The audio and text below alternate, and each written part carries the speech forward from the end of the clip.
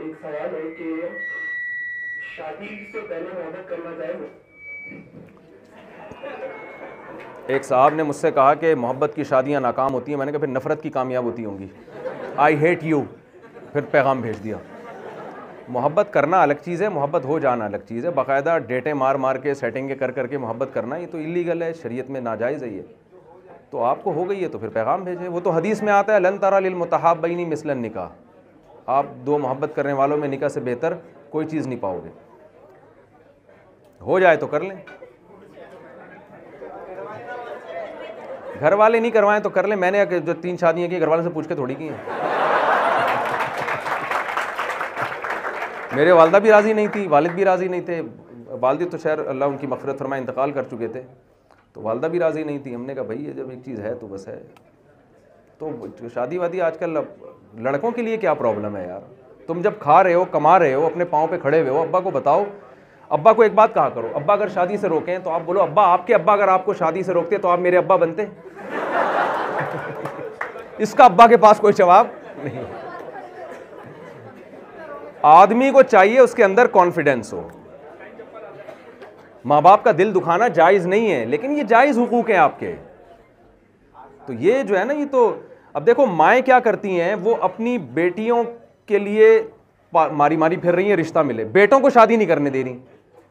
एक खातून का यही कि भाई मेरी बेटियों के रिश्ते नहीं आ रहे। मैंने कहा इसलिए नहीं आ रहे कि आपकी बेटियों से जो लड़के शादी करते हैं उनकी वालदा भी ये कह रही है कि हमारी बेटियों की पहले होगी।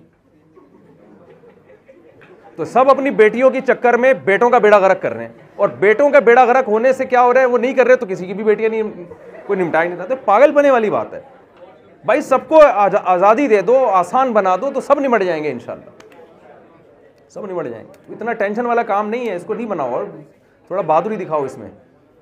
एक दफ़ा मेरे पास, सॉरी जी, ये मेरा सवाल है कि जैसे कि हमारे मुस्लिम भी काफी जो है ना, जैसे बिग बैंग थ्योरी हो गई, इस थ्योरी से जो काफी इंस्पायर्ड हैं, उनको राय रास्ते किस तरह के लेके आते हैं? ये बड़ा अच्छा सवाल है। कह रहे हैं हमारे मुस्लिम साइंसदान भी और मुस्लिम स्टूडेंट्स भी जो है ना बिग बैंग थ्योरी से काफ़ी इंस्पायर हैं। तो आप इंस्पायर जितने भी हो जाएं, ये बिग बैंग थ्योरी खुदा के वजूद की दलील है, खुदा की नफ़ी की दलील नहीं है।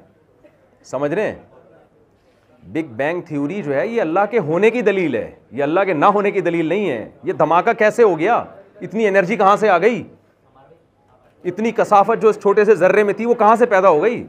मादा खुद देखे कन्वर्ट होता है ना, खुद ब खुद पैदा नहीं हो सकता। इस दुनिया में कुछ भी होने के लिए कुछ करने वाला होना चाहिए। तो एक ज़ात ऐसी है जो इन तमाम चीज़ों से बालातर है। अब उस पर सवाल करते हैं उसको किसने बनाया, भाई वो मावराउल अकल है, वो टाइम बाउंड है ही नहीं, वो हमेशा से हमेशा रहेगा। मादा जो है ये टाइम बाउंड है, इसका एक स्टार्ट है और इसका एक एंड है।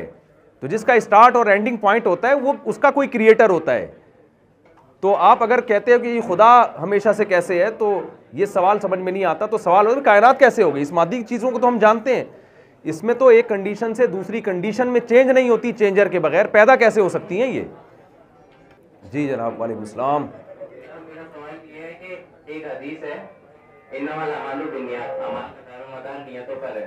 तो अब दिल कुछ और चाह रहा होता है, जैसे कोई नेक काम भी कर रहे होता है तो उसमें आपकी नियत कुछ और हो जाती है।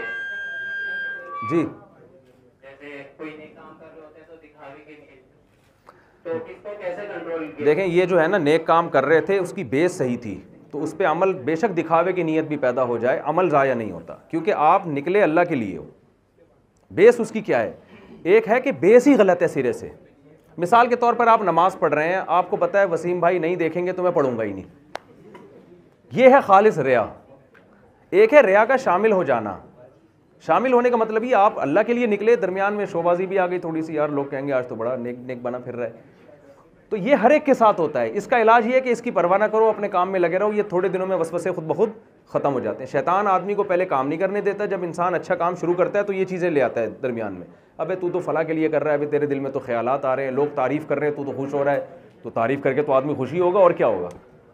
हज़रत अबू हुरैरा ने फरमाया, या रसूल अल्लाह मैं नेकी करता हूँ, लोग मेरी तारीफ़ करते हैं तो मुझे खुशी होती है। आपने फरमाया ये कोई रियाकारी नहीं है, ये तो दुनिया में अजर है, दुनिया में भी अल्लाह अजर देगा, आखिरत में भी। दुनिया का जरिए कि आपकी इज़्ज़त लोगों की नज़रों में बढ़ेगी, तो नेकी पे ये अजर मिलता है। और जब आपको कोई तारीफ़ करेगा तो खुशी होना भी नेचुरल है, ये सब चीज़ें नेचुरल हैं, इसमें नहीं।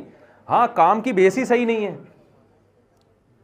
काम की बेस ही ठीक नहीं है। बेस ही ये थी कि अल्लाह है ही नहीं बीच में ना, यानी आपका मकसद ही ये था कि फ़लाँ को दिखाने के लिए पढ़ रहे हैं, वो नहीं देखेगा तो आप पढ़ेंगे ही नहीं, फिर वो अमल कबूल नहीं होता। वालेकुम सलाम। तो फॉर एग्जांपल इकोनॉमिक सिस्टम हो गया, इस्लाम का सोशल सिस्टम हो गया, ये सब चीजें जो कि आज के माशरे में सिर्फ इसका तसव्वुर नहीं है और ये सब चीजें इम्प्लीमेंट नहीं हो रही है, तो अगर ये सब ना हो रहा हो और आपको इस्लाम के मुताबिक जिंदगी गुजारनी है तो क्या किया जाए? जितना आपके अंदर ताकत है ना वो आप करें। देखें, यूसुफ अलैहिस्सलाम मिस्र के बादशाह बने जो गैर मुस्लिम रियासत थी, और कहा कि मैं इकनॉमिक्स का माहिर हूँ, मैं माहिर मईशत हूँ, इन्नी हफीज़ुन अलीम, ख़ज़ानों को महफूज रखना भी जानता और ख़ज़ानों का इल्म भी जानता हूँ। तो गैर मुस्लिम रियासत में उन्होंने ओहदा लिया, हालांकि वहाँ इस्लामी हुकूमत नहीं थी। क्यों? उन्होंने सोचा कि जितना मैं उसको अच्छे तरीके से कर सकता हूँ, जितनी मेरे में इस्तात है वो काम तो मैं करूँ ना। तो अगर माहौल आपका साथ नहीं दे रहा तो ये तो नहीं है कि आप पूरा इस्लाम छोड़ के बैठ जाएंगे। जो आप कर सकते हैं वो आपने करना है। आप जी, कहा जाता है कि जो आपकी बीवी दुनिया में वही जन्नत। ये टेंशन की बात कर रहे हैं या खुशी की बात कर रहे हैं? अच्छा, अगर किसी के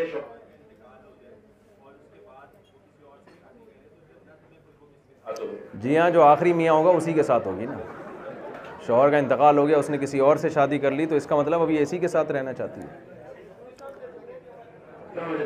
जी, यानी आपको ये डर है कि आपके मरने के बाद आपकी बेगम कहीं और शादी कर ली है तो ये तो उसकी हो जाएगी।